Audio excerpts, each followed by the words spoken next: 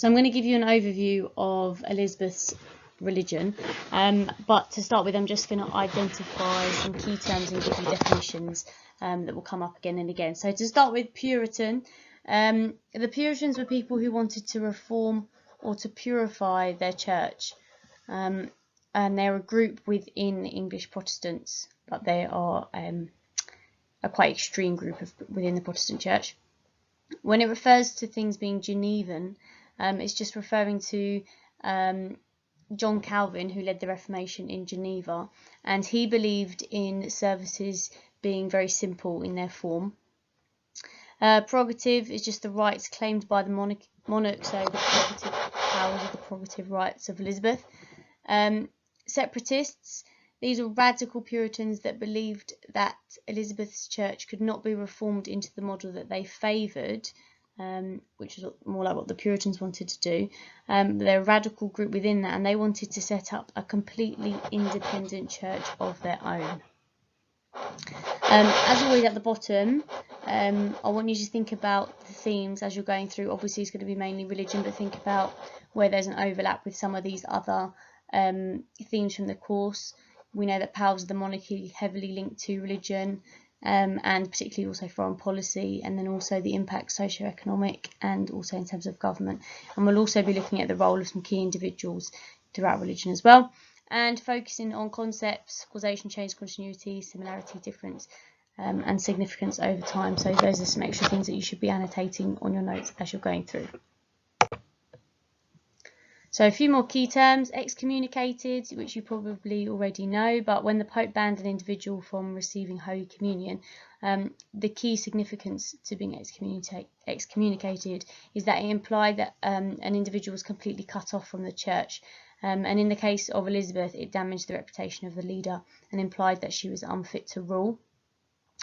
Seminaries are training colleges for Roman Catholic priests. Jesuits.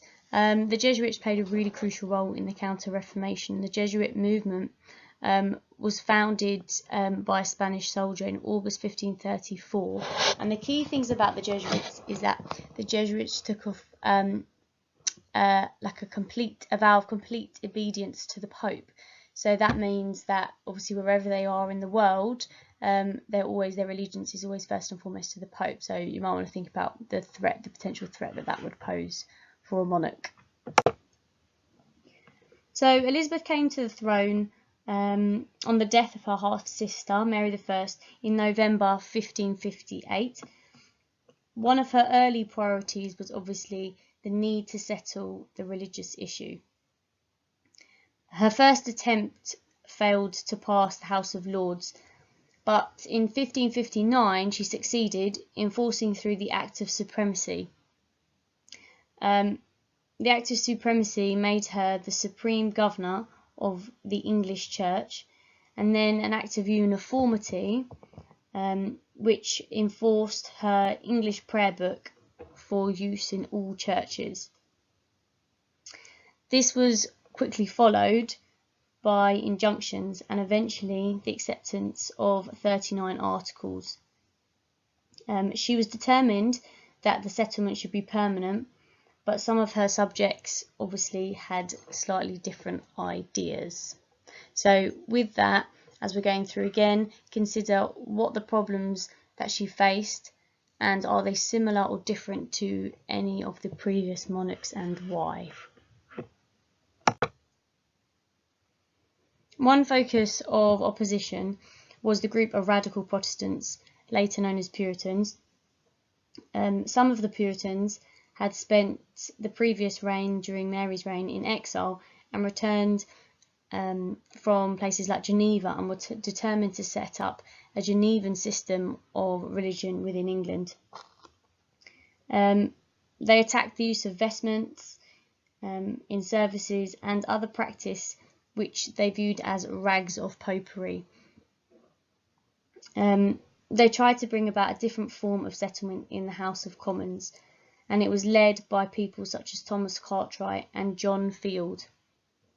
Elizabeth made clear her belief that religion was a matter of her prerogative and not a subject for general discussion.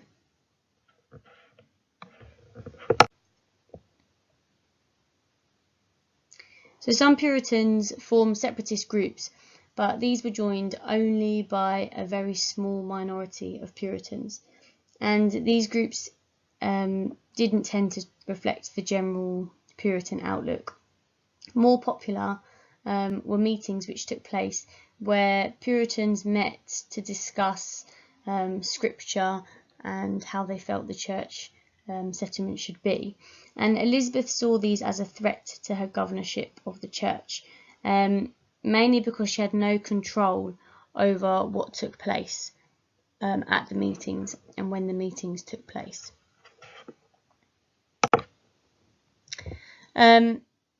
Obviously, opposition from the Roman Catholics. The Roman Catholics disliked aspects of the settlement, such as the removal of the authority of the Pope.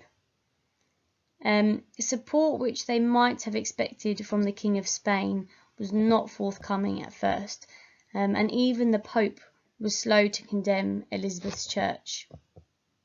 In the eyes of the Roman Catholics, Elizabeth, as the daughter of Anne Boleyn, whose marriage to Henry VIII had been declared invalid, was an illegitimate heretic, but she did not want persecutions on the same scale of Mary, and was not concerned about private practices as long as there was outward conformity.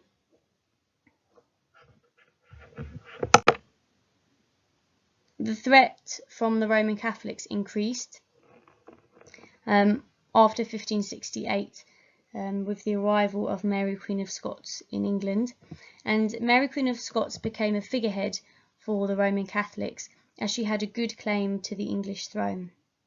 Her arrival led to rebellion and to several plots to overthrow or even murder Elizabeth. Pope Pius V now acted more vigorously, and he excommunicated Elizabeth.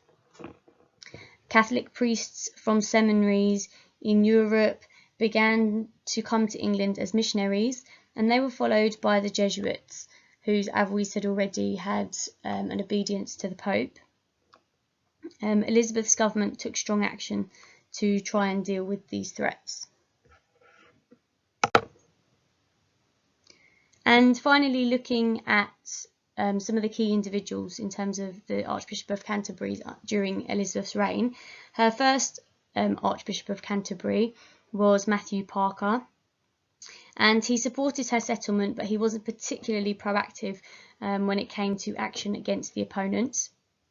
Her second one, Grindal, he was a man with very, very high principles, and he was reluctant. He actually refused to discipline the Puritans when they were attending their meetings, etc., etc.